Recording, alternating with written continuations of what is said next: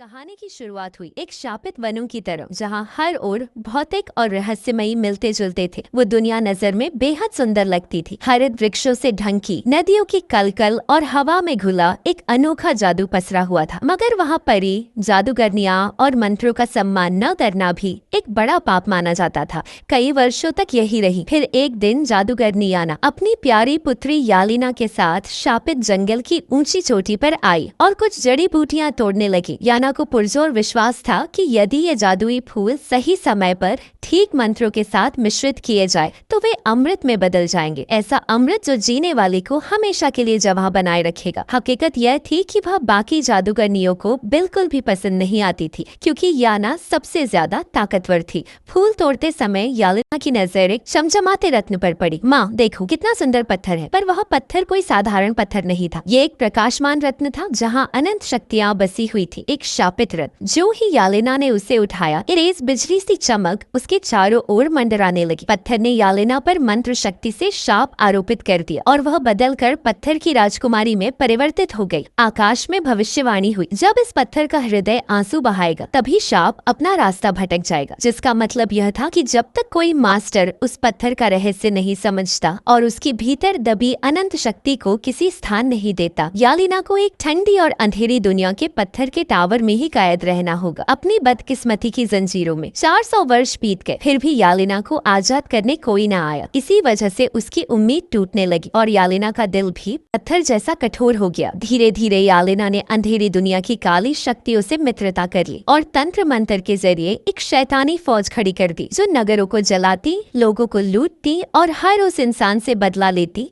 जो कभी उसकी मदद को नहीं आया। किले में यालिना ने बोलते हुए तिलस्मात शिष्य से पूछा, शिष्य अब तो बताओ, दुनिया के सबसे वीर फल्कन योद्धा भी क्या मेरी गुलामी करते हैं? हाँ महारानी जी, बिल्कुल। वीर तो वीर देवता भी आपके आगे सिर झुकाएंगे। शिष्य क्या सारे जादुई पत्थर भी मेरा आज्ञाकारी है? ऐसी बात कैसे कह दी आपने महारानी जी? ये जादुई पत्थर आपके पैर की धूल के बराबर भी नहीं है। इनमें वह हिम्मत कहाँ जो आपकी आज्ञा न माने। शिष्य क्या मैं काली शक्तियों और अंधेरी दुनिया की असली रानी हूँ? इसमें कोई शक नहीं महारानी जी। यालिना की आंखों में बिजली सी चमक दौड़ गई। तो मेरे शिष्य, जब मैं इतनी शक्तियों की धारक हूँ तो मुझे और कितने हजार वर्षों तक इस कैद में सड़ना होगा। वह मास्टर कहाँ है जिसके बारे में भविष्यवाणी की गई थी? शिष्य थोड़ी देर मौन रहा, फिर बोला, महारानी जी एक छोटी सी दिक्कत है। वह मौजूद तो है और एक तरह से अभी तक मौजूद नहीं भी है। पहले से झुंझलाए मत, सीधा सादा बताओ, वह मास्टर कहाँ है? नहीं बताओगे तो मैं तुम्हें तोड़ दूंगी और तेरी चमक हमेशा के लिए मिटा दूंगी। अरे इतना क्रोध क्यों पत महारानी जी? वह मास्टर जन्म ले चुका है, बड़ा भी हो गया है, पर अभी उसका सही समय नहीं आया है। तो फिर मुझे उसकी सूरत दिखा दो शिष्य। माफ कीजिए महारानी जी, पर मेरी आपसे बात करने की समय सीमा पूरी हो चुकी है।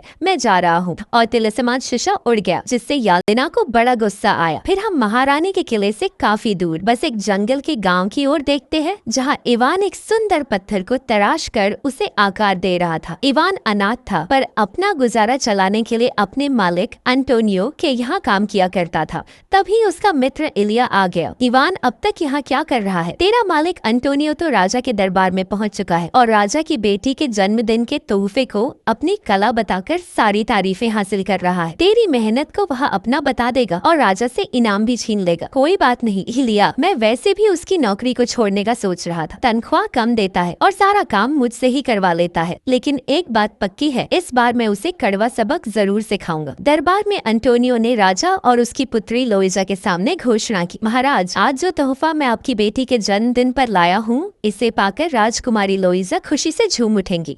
ये तोहफा मैंने अपने ही हाथों से बनाया है। तभी इवान और इलिया भी पहुँच गए। इवान ने चुपके से एंटोनियो की जेब में लोइजा का तोहफा डाल दिया। राजा ने हाथ उठाकर कहा, बस अब ज्यादा बकबक मत करो, राजकुमारी को तोहफा दो। जैसे ही एंटोनियो ने तोहफा खोला, सबकी हंसी छूट गई। राजा का मुंह खिलौना सा रह गया। फिर लोइजा रोने लगी। इवान ने हीरे को तराश कर उस पर लोइजा का मोटा चेहरा बना दिया था, एकदम कद्दू जैसा। भीड़ में पीछे कुछ लोग भी चिल्लाए, अरे मोटी, ओए मोटी, सुनना, ये ना कद्दू। तो पूरा हुजूम हंस पड़ा और लोइजा रो रो कर बुरी तरह दुखी हुई। राजा का गुस्सा 7वें आसमान पर चढ़ गया। उस बढ़े एंटोनियो ने मेरी बेटी की बेइज्जती करवाई है, पकड़ो उसे और उसकी टांगे तोड़ डालो, और ये हाथ अब रहने के काबिल नहीं रहे। मेरा विश्वास कीजिए महाराज, पहले मैंने झूठ बोला था। यह तोहफा तो मेरा नौकर इवन बनाता है, पकड़ लीजिए उसे, मेरा कोई लेना देना नहीं है। तब राजा ने इवन को पकड़ने का आदेश दिया, पर इवन बड़ा चालाक और चपला था। वो उनके हाथ कहाँ आने वाला था। सिपाहियों ने इधर उधर दौड़ाकर उसकी कमर पकड़ने की कोशिश की, मगर वे उसे नहीं थाम पाए। तभी 2 और सिपाही आए और उसे पकड़ लिया, लेकिन इवन ने एक झटके से अपनी जंजीर छुड़ा ली और सीधा मेज के नीचे छिप गया। फिर सारी सिपाही बाहर निकालने की जद्दोजहद में लग गए, मगर इवन हर वार को चतुराई से चकमा देता रहा। एंटोनियो जोर से बोला, रुको सब, अब ये अपने आप ही बाहर आएगा, क्योंकि मेरे पास इवन का ताबीज है। असल में जब इवन ने झटका मारा था तो ताबीज उसके गले से निकलकर जमीन पर गिर गया था। एंटोनियो फिर बोला, बाहर आ जा बच्चे, वरना तेरे पिताजी का बनाया यह ताबीज मैं तोड़ दूंगा। इसे मत तोड़ो, ये मेरे पिताजी की आखिरी निशानी है। मैं हार मानता हूँ। अगली सुबह राजमिल के खुले मैदान में इवन को रस्सी से लटकाया गया और उसकी अच्छे खासी पिटाई होने वाली थी। गांव के लोग यह तमाशा देखने के लिए इकट्ठा हुए। जैसे ही सिपाही ने मारने के लिए हाथ उठाया, एक तीर उसके पेट में जा लगा, मानो उसकी हिम्मत ही निकल गई हो। ऐसी जगह कोई किस तरह वार करता है। चारों ओर चीख पुकार मच गई, भयभीत भगदड़ शुरू हो गई। लोग चिल्लाने लगे, यालेना, यह शापित पत्थर की रानी हम पर वक्त नुमा प्रकोप बरसा रही है। उसकी फौज के गुंडे हमें उठा रहे हैं। भागो, अपनी जान बचाओ। सैनिकों और मंत्रियों ने राजा को तुरंत अंदर खींच लिया, पर राजकुमारी लोइजा बाहर ही छूट गई। सब लोग अपने अपने घरों में छिप गए और दरवाजे बांध लिए, पर लोइजा अभी भी बाहर थी। उसने दरवाजे बजाए, पर किसी ने गौर नहीं किया। यालेना के सिपाही काले कपड़े पहने, चेहरे पिघले हुए, घोड़ों पर सवार, आंधी तूफान की तरह आए और चारों तरफ आग हंगामा मचा दिया। घोड़ों को तोड़ा, आग लगा दी, सामान लूटने लगे। जैसे तैसे लोइजा तबेले एक झोपड़ी छप्पर में छिप गई और गहरी सांस ली। पर जब वह मुड़ी, पीछे से जकड़न ने उसे गिराकर डराया। लोइजा अपना भारी बोझ नहीं संभाल पाई और तबेले की बनी लकड़ी की दीवार टूटकर धड़ाम से गिर गई और वह पकड़ ली गई। दोस्तों, इवन ने भी किसी तरह खुद को आजाद किया और रास्ते से लगे खंभे के पीछे छिप गया। तभी उसकी नजर लोइजा पर पड़ी, जो मदद के लिए चिल्लाने की कोशिश कर रही थी, पर मुंह पर कपड़ा होने की वजह से उसकी आवाज सुनाई नहीं दे रही थी। इवन बोला, अगर अपनी जान बचानी है तो राजकुमारी को जाने दो, वरना मुझे तुम सबकी धुलाई करनी पड़ेगी। सोच लो, बहुत पछताओगे। पर हवा सब कुछ उलट ले गई। यालिना के गुंडों ने उसी इवन को पीटा और उसे भी बांधकर जंगल में ले गए। वहीं उनकी मुलाकात यालिना की माँ याना से हुई, जो उसी जंगल में एक झोपड़ी में रहती थी। तुम लोग फिर से यहाँ क्यों आए हो? खाने पीने की चीजें नहीं है, चलो अभी जाओ। यांगुल बोला, हम अकेले नहीं आए हैं, आपके लिए ये 2 कैदी लाए हैं। ठीक है, चलो अंदर आओ। इसके बाद इवान और लोइजा को अंदर लाया गया। सबसे पहले जब उसने इवान को देखा तो वह भड़क उठी। ये तो कितना दुबला पतला लड़का है। उसकी हड्डियों की बनावट बिल्कुल भी स्वस्थ नहीं दिख रही थी। इसकी तो चमड़ी का सूप भी नहीं बनेगा, पर यह मोटी लड़की से आज रात मेरे भूखे पेट का काम चल जाएगा। उन दोनों का सूप बनाकर मैं बड़े लालच से खाऊंगी। मेरा पापा राजा है, वह तुम सबको जलाकर मार देंगे। याना बोली, ओह, तो तुम शाही घराने की लड़की हो, तो तुम्हारा पापा भी खाने में स्वादिष्ट होना चाहिए। ये तो और भी अच्छा है, शाही दावत होगी। इवान इस जादूगरनी को समझाओ। इवान बोला, हाँ, उसका पापा मान से भरा हुआ है, आपकी शानदार पार्टी हो जाएगी। याना यह सुनकर बहुत खुश हो गई और फिर वो खाने की तैयारी करने चली गई। इवान की नजर एक नौकर पर पड़ी तो उसने खुद को आजाद कर लिया और फिर जल्दी से लोइजा के बंधन भी खोलने लगा। तभी ओफिलिया ने उन्हें पकड़ लिया। वैसे तुम बहुत सुंदर हो, पर तुम कौन हो? मैं ओफिलिया हूँ, स्टोन प्रिंसेस की बेटी। इवान बोला, भैया, कौन सी स्टोन प्रिंसेस? तुम स्टोन प्रिंसेस को नहीं जानते? पत्थर की रानी। दिमाग ठीक है ना? मुझे परवाह नहीं कौन और कैसी स्टोन प्रिंसेस है, मुझे बताने की जरूरत नहीं, समझी? अब कोई शरारत मत करना। वही लोइजा फिर से बोली, मेरा पापा बहुत खतरनाक राजा है। किसी ही क्षण वह अपने सैनिकों के साथ यहाँ आएंगे और तुम सबको जमकर पीटेंगे।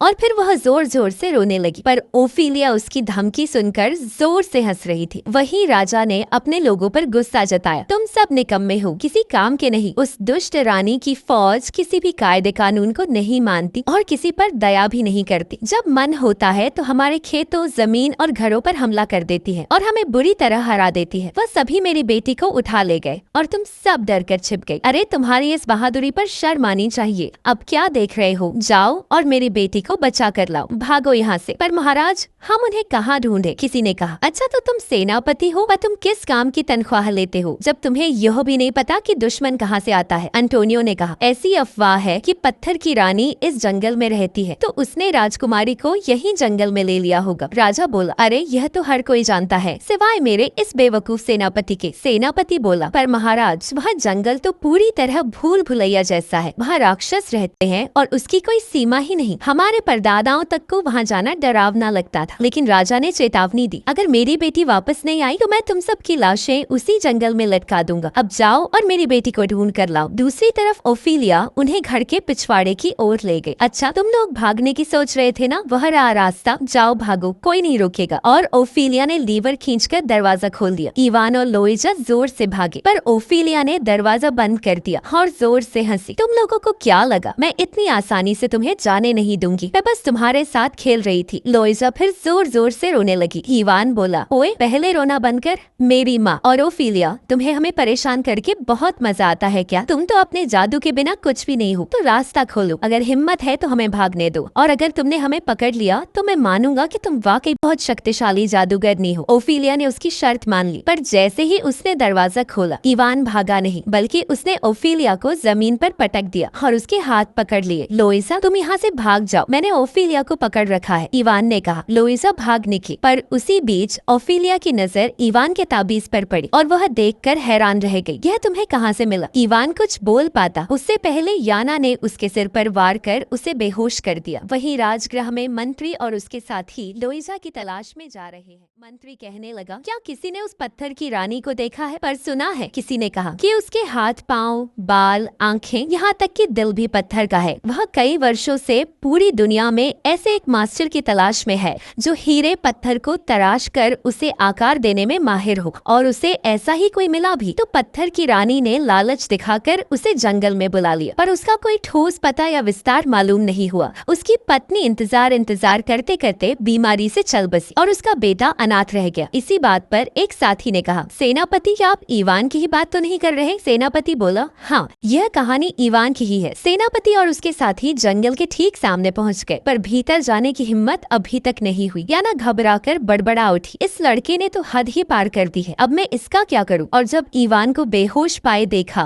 तो फिर उसके सिर पर थप्पड़ मार दिया, जिससे इवान फिर से बेहोश हो गया। तभी झोपड़ी के बाहर यानगल आ पहुंचा तो याना ने ओफिलिया से कहा कि इवान को धीमी आंच पर पकाने के लिए रख दो, और चली गई। इवान सिर पकड़े बोले, मैं कहाँ हूँ और तुम मुझे क्यों छू रही हो? दूर हटो बेसहारा लड़की, मैं तो तुम्हें बचा रही हूँ। मैं बेसहारा हूँ, वरना दादी तुम्हें खाएंगी। हाँ, जैसे मैं तुम पर भरोसा कर लूंगा। पागल समझ रही हो मुझे? तुम दाइनी बिरादरी की हो। याना ने ओफिलिया को पुकारा, यांगल तुमसे मिलने आया है। ओफिलिया ने बहाना बनाया, दादी मैं सूप बना रही हूँ, आ रही हूँ, थोड़ा ठहरो। और इवन को एक बक्से में छिपा दिया। जब तक मैं बाहर आने का इशारा न करूँ, यहीं रुको। वहीं सेनापति और उसके साथी बचाने की बजाय डर के मारे वहीं बैठकर गप्पे मारने लगे। भाई, इस बार बहुत बुरा फंस गए। वापस गए तो राजा उड़ा देगा, और जंगल में कदम रखा तो राक्षस हमें खा जाएंगे। हे भगवान, कोई राह दिखा। तभी लोइजा भागती हुई जंगल से बाहर आ गई, और सेनापति ने लोइजा को राजा के पास ले जाकर उल्टा सीधा झूठ बोलते हुए अपनी ही तारीफें करनी शुरू कर दी। महाराज, एक जादूगरनी ने हम पर बड़ा राक्षस भिड़ाया था, पर मैंने अपनी तलवार से उसकी गर्दन उड़ाई। महाराज यह सुनकर खुश हो गए। तुमने मेरी बेटी की जान बचाई तो तुम्हें इनाम देना चाहिए। मैं लोइजा की शादी तुम्हारे साथ पक्का करता हूँ। बेटी, क्या तुम अपनी जान बचाने वाले से विवाह करोगी? हाँ पापा, जरूर करूंगी। मुझे इवान बहुत पसंद आ गया है, मुझे वही चाहिए। यह सुनकर राजा और सेनापति दोनों हैरान रह गए। असल में जब इवान ने लोइजा को बचाया था बिना किसी मतलब के, उसी पल से लोइजा इवान से प्रेम करने लगी थी। रात को जब याना ने खाना खाया तो उसे बिल्कुल स्वाद नहीं आया। ये लड़का मेरे संग कोई मांस नहीं निकलेगा। ठीक है, मैं सो जाती हूँ। असल में ओफिलिया ने बिना ही इवान के ही सब्जियों और मसालों के साथ सूप बना दिया था। स्टोन टावर में तिलिस्मी शीशे ने यालिना को चेतावनी दी, तुम्हें उस मास्टर से डरना चाहिए, वही तुम्हारी बुरी किस्मत का अंत करेगा। अरे फालतू शिष्या, पहले यह बता कि तुम मेरी तरफ हो या उसकी। मैं तुम्हारे टुकड़ों पर आकर उसकी तारीफ करूंगी। मैं सबसे शक्तिशाली हूँ, और ऐसे मामूली मास्टर से मैं नहीं डरूंगी। हम उससे तुम्हारी गुलामी नहीं कराएंगे। यालिना, अगर मैं तुम्हें चेतावनी न दूं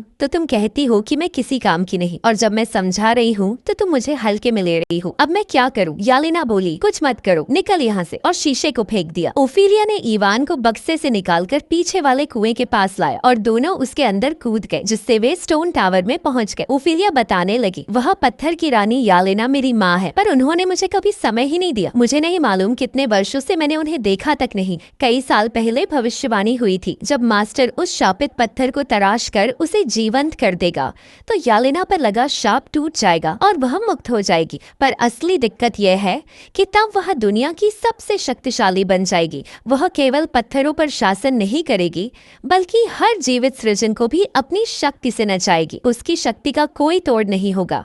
उसके भीतर की भलाई पहले ही मर चुकी है। वह बस मास्टर की खोज में लगी रहती है। हर 100 साल में वह किसी पत्थर तराशने वाले शिल्पकार को मजबूर करके अपना दास बना लेती है और फिर वह उन्हें परिवार की राजगद्दी का वादा कर शापित कोहिनूर पत्थर को जिंदा करने का कार्य सौंप देती है। पर किसी का भी प्रयास सफल नहीं हुआ। तब यालेना खुद उसका काम पूरा कर देती है। ओफिलिया ने इवन को कई बहुमूल्य तराशे हुए रत्नों का डिब्बा खोला दिखाया। इवन उन्हें देखकर दंग रह गया, क्योंकि उन पत्थरों की प्राकृतिक खूबसूरती का कोई जवाब नहीं था। वे बेहद आकर्षक लग रहे थे। पर तभी उनमें से एक की बनावट देखकर इवन चौंक उठा। तुम्हें यह कहाँ से मिला? ओफिलिया ने पूछा। जब मैं छोटी थी तब माँ ने एक शिल्पकार को पकड़ा था, उसी ने यह बनाया था, पर उसकी शक्ल ठीक ठीक तुम्हारे पिताजी जैसी लगती है। इवन का दिल दहल गया, क्योंकि वह कोई और नहीं बल्कि उसके अपने पिता थे। अब मेरे पिता कहाँ हैं? जब वे यालेना के काम नहीं आ सके तो यालेना ने तुम्हारे पिता को मौत के घाट उतार दिया। यह सुन इवन का मन भारी हो उठा। आंसू उसकी आंखों में भर आए, क्योंकि वह पिता से बेहद प्रेम करता था। मैं उनकी मौत का बदला लूंगा। बताओ मुझे कि मैं उस पत्थर की रानी का अंत कैसे कर सकता हूँ। ओफिलिया ने उसे एक प्राचीन पुस्तक दी जो बहुत मोटी और पुरानी लगती थी। यह कोई आम किताब नहीं है। अब तक जो भी शिल्पकार माँ ने पकड़ा है उनकी कला का रहस्य और ज्ञान इसमें दर्ज है। आखिरी कुछ पन्नों की लेखनी तुम्हारे पिता की ही है। तुम्हें बस इस किताब के हर पन्ने को ध्यान से पढ़कर सब कुछ सीखना होगा। तब तुम मास्टर बन जाओगे और पत्थर की रानी यालेना स्वयं तुम्हें ढूंढ कर आ जाएगी। जाते हुए ओफिलिया ने बताया कि कोई भी व्यक्ति तुम्हें इस स्टोन टावर में ला सकता है, पर यह द्वार हर किसी के लिए खुलता नहीं। ओफिलिया, क्या मैं तुमसे फिर मिल पाऊंगा? इवन ने उदास होकर पूछा। अगर तकदीर में लिखा होगा तो जरूर मिलेंगे। इवन उदास मन से अपने गांव लौटा, क्योंकि वह ओफिलिया से प्रेम करने लगा था और ओफिलिया भी उसकी परवाह करने लगी थी। इवन ने झुककर पुस्तक पढ़ना शुरू कर दिया। तभी उसे कई रास्ते और तरीके मालूम पड़ने लगे। कई पत्थरों को आकार देकर बहुमूल्य जादुई वस्तुएं बनाई। धीरे धीरे वह अपनी कला में निपुण होता गया। उसने खाना पानी तक छोड़ दिया, दिन रात मेहनत की, पर अपनी लगन नहीं छोड़ी। और इस तरह 1 वर्ष व्यतीत हो गया। एक दिन इलिया आया और बोला, तुम इन पत्थरों से क्या कर रहे हो? चलो बाहर चलते हैं, थोड़ा घूमते हैं, हरियाली देखते हैं। इवन बोला, तुम अच्छा दोस्त हो पर थोड़े भोले भी हो। अच्छा, मेरे सवाल का जवाब दे। तुम्हारा कोई सपना है? पर किसी को मत बताना। मैं राजा की पुत्री लोइजा से प्यार करता हूँ और उससे विवाह करना चाहता हूँ। यह सुन इवन चकरा गया। भाई, पूरी दुनिया में तुझे वही मिला? राजमहल में लोइजा ने बहुत मशक्कत की हुई दिखी और गुस्से में बोली, मुझे सिर्फ इवन ही चाहिए। राजा ने सेनापति को आदेश दे दिया कि इवन को जबरन लाकर पेश करो। एंटोनियो इवन के घर पहुंचा। इवन ने पूछा, तुम यहाँ क्यों आए हो? एंटोनियो बोला, तुमने सब रिश्ते तोड़ दिए, नौकरी भी छोड़ दी और यहाँ 1 साल से छिपकर क्या कर रहे हो? तुमने मेरा कारोबार चौपट कर दिया। मैं इसे कभी नहीं भूलूंगा। और ये इतने सुंदर हीरे का छुआ हुआ काम तुमने कहाँ से कराया? इवन गुस्से में बोला, अपनी हद में रहो। ये मैंने बनाया है, ये किसी ने मुझे नहीं बनवाया। ये असंभव है। कोई भी इतना शानदार कारीगरी नहीं कर सकता, और खासकर तुम जैसे नौकर जो मेरे पैसे पर पलते थे। इवन बोला, ये मेरा है, समझे? तभी सेनापति और उसके साथी दरवाजा तोड़कर भीतर घुसे।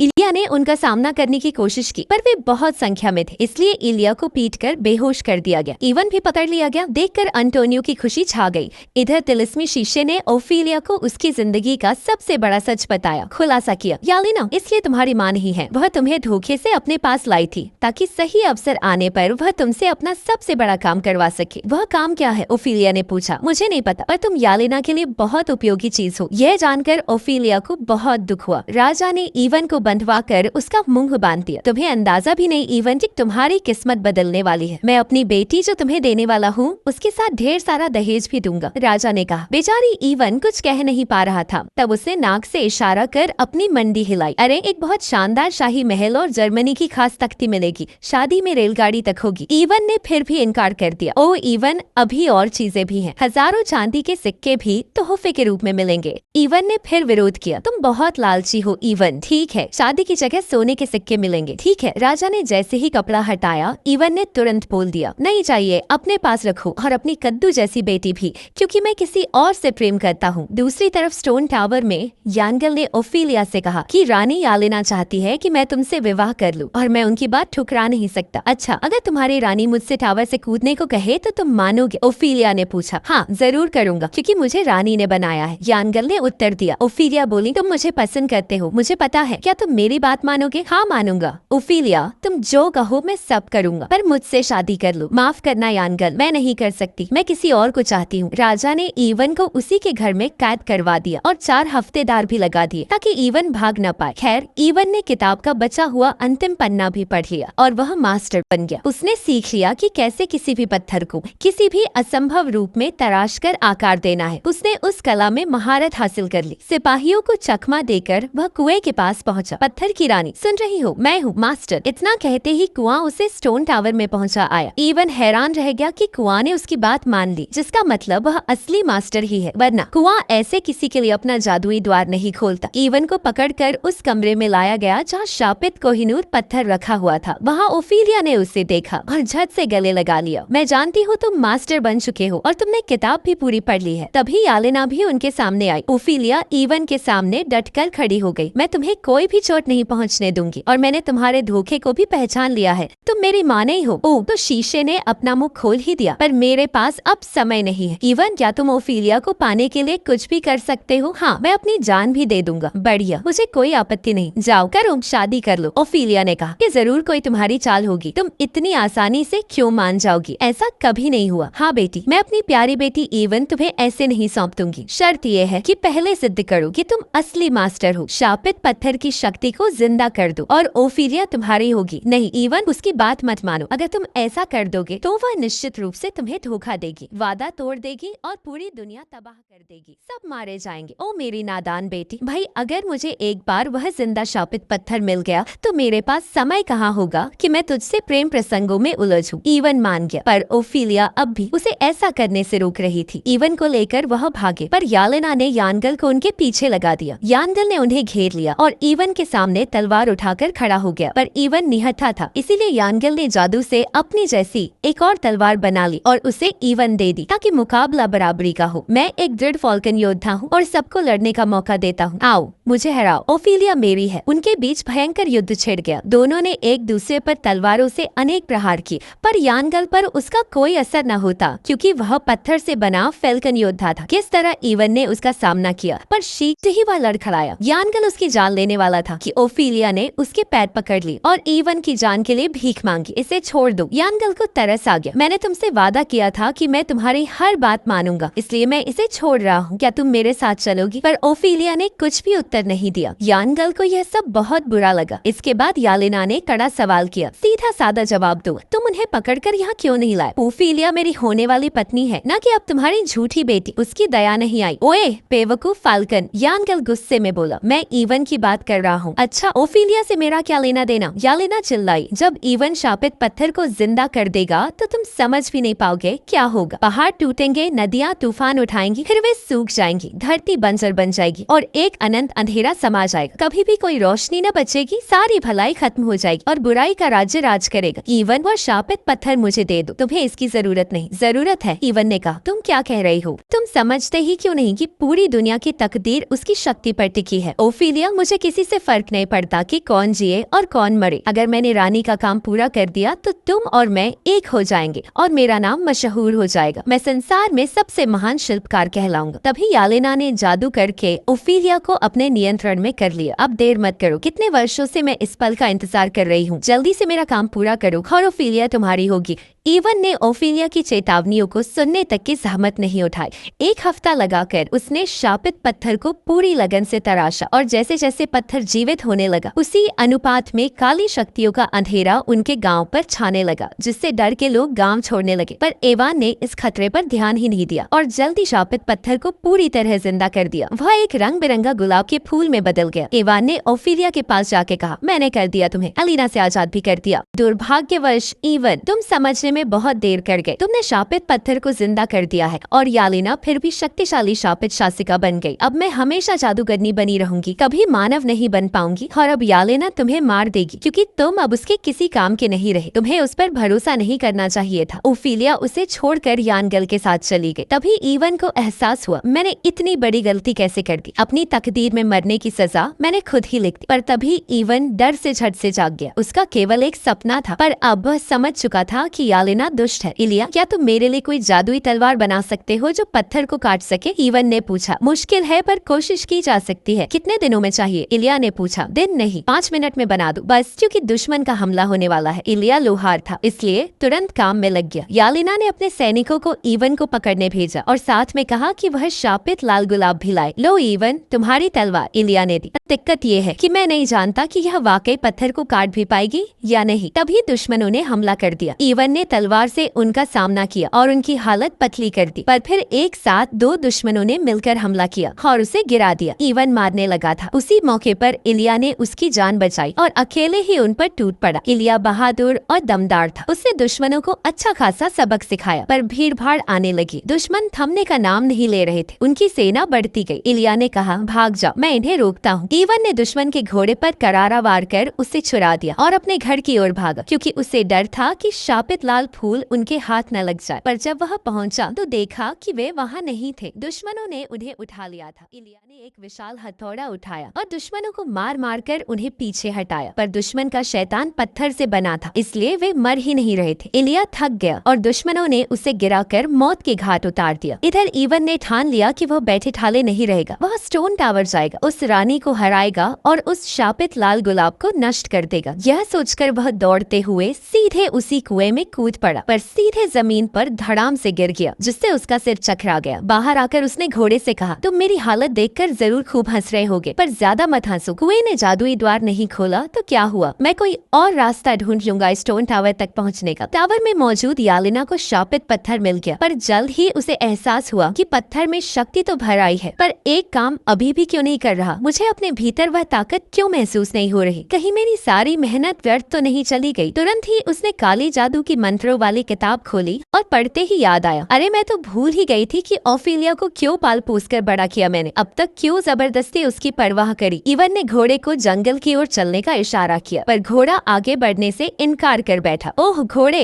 तुम मेरी बात क्यों नहीं मानते, मैं ही तेरा मालिक हूँ। तभी घोड़ा इंसानी भाषा में बोला, नहीं जाऊंगा और तू अपने घर का ही मालिक रहेगा। इवन चौंक गया। यह घोड़ा भी जादुई निकला और बोल भी सकता था। घोड़े ने पूछा, तुम जंगल में क्यों जाना चाहते हो। मुझे ओफिलिया की दादी याना से मिलना है। वही अब ओफिलिया को बचाने में मेरी मदद कर सकती है, पर वह गंदा कुआं मुझे जाने ही नहीं देता। घोड़े ने उसकी बेइज्जती करते हुए कहा, कुआं सिर्फ रानी यालिना की आज्ञा मानता है। असल में पहले तुम यालिना के काम आते रहे हो, इसलिए कुआं तुम्हें आने जाने देता था, पर अब जब उसका काम पूरा हो गया तो तुम्हें वही फेंक दिया गया। घोड़ा और तंज कसता हुआ समझा गया, तुम अगर जंगल में जाओगे तो तुम्हारा मर जाना तय है, पर ओफिलिया के बिना मेरी भी क्या जिंदगी। घोड़े की बात सुन उसे दया आ गई। ठीक है, यह रोना धोना बंद करो, मैं बताता हूँ क्या करना है जिससे तुम याना तक पहुँच सको। यालिना ओफिलिया के पास आई और बोली, अब समय आ गया है तुम्हारे बलिदान का। प्यारी बेटी, शापित पत्थर की शक्ति तभी पूरी तरह जागेगी जब उसे एक इंसानी आत्मा मिलेगी, वह भी किसी अपने की जिसकी उसे परवाह हो। क्या तुम अपनी माँ के लिए इतना भी नहीं कर सकती। मैंने तुम्हें उसी दिन से पाला और संभाला, इसलिए तो बड़ा किया था बेटी।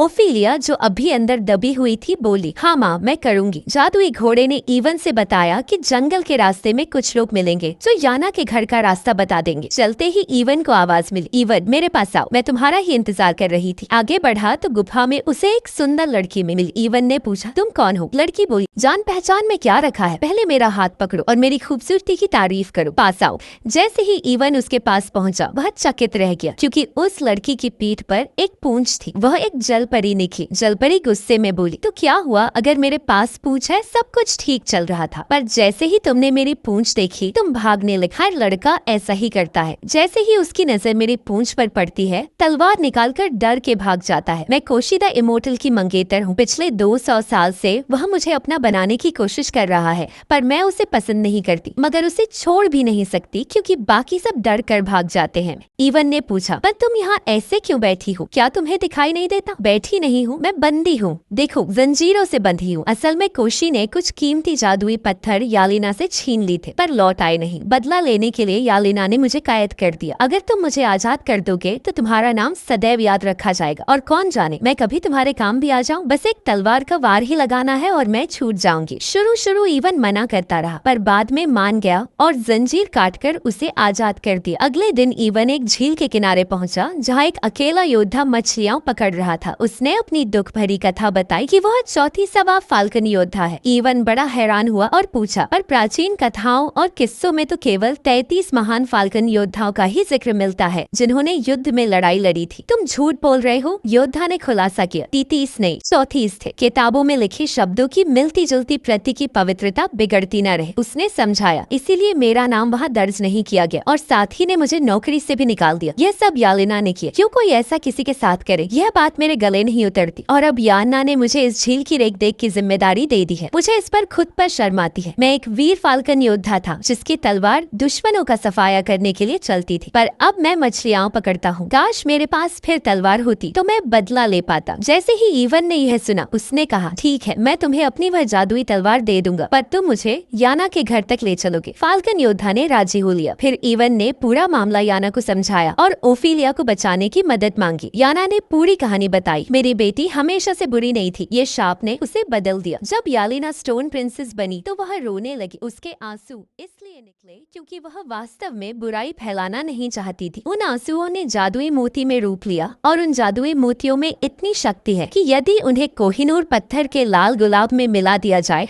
तो वे उसकी असीम काली शक्तियों का तोड़ साबित हो सकती हैं। शाप का प्रभाव कम हो जाएगा। यह दुनिया के लिए एक बड़ा चमत्कार होगा। मैंने वे जादुई हीरे अपने पुराने मित्र कोशी को रखवा दिए थे, तो तुम्हें कोशी से वही हीरे लेने होंगे। और इस यात्रा में अगर तुम्हें कहीं मरने का मन हो तो इसलिए मैं तुम्हें अमृत दे रही हूँ, भले ही मेरा हक न हो, पर उसकी तुम्हें जरूरत पड़ सकती है। साथ में उसने एक बोलती हुई बोल दी जो तुम्हें आगे का रास्ता दिखाएगी। ईवन आगे बढ़ा। तब बोल ने बार बार निर्देश देना शुरू कर दिया। 5 कदम आगे चलो, वहाँ से दाएं मुड़ो, फिर सीधे चलो। ईवन बोला, अरे मुझे पहले गांव जाना है। पर तुम्हारा वहाँ क्या काम? इलिया तो मर चुका है। यह सुन इवान को झटका लगा। ऐसे कैसे हो सकता है? मुझे अभी गांव ले चलो वरना तुम्हारा धागा खोल दूंगा। बोल। इवान ने देखा कि उसका दोस्त इलिया सच में मरा पड़ा है। सिर्फ मेरी वजह से उसकी यह हालत हुई। तब इवान ने वह मृतंजी अमृत इलिया को पिला दिया, जिससे वह फिर से जिंदा हो गया। दोनों मित्र गले मिल गए और ईवन ने याना का धन्यवाद किया। अगर याना न होती तो आज मैं अपने मित्र को वापस नहीं ला पाता। तभी सेनापति और उसके साथी फिर से ईवन को पकड़ने आ पहुंचे। बच्चे इस पार तो नहीं भाग सकते। सिपाहियों ने घरों को चारों ओर से घेर लिया है। इलिया फिर से अपने मित्र को बचाने के लिए हथियार उठाकर खड़ा हो गया। ईवन बहुत बुरी हालत में था और भागने का कोई रास्ता न था। तभी बाल ने कहा, यहाँ पीछे आग की भट्टी है, उसमें कूद जाओ। मजाक मत करो बाल, मैं जल जाऊंगा। अरे मैं उसमें कूदूंगा, मैं हूं ना तेरे साथ। ईवन और बाल भट्टी में कूद गए और गायब हो गए। यह दृश्य देखकर इलिया और सेनापति के मुंह से विश्वास ही छूट गया। उन्हें लगा कि ईवन ने अपनी जान ही दे दी। सेनापति बोला, अरे मुझे इसने बड़ा अचंभित कर दिया, उसने खुद को ही बलिदान कर दिया। चलो भाइयों, ईवन की इस कुर्बानी पर एक एक जाम उठाते हैं। ईवन सीधा कोशी के किले में पहुंचा। जब कोशी ने बोलती बोल को देखा तो बोला, यह लड़का कौन है? तुम उसे यहाँ आग की भट्टी के जादुई द्वार से क्यों लाए? हम जादूगर लोग आग के कुएं के जादुई द्वार का इस्तेमाल केवल बेहद आवश्यक कामों के लिए ही करते हैं।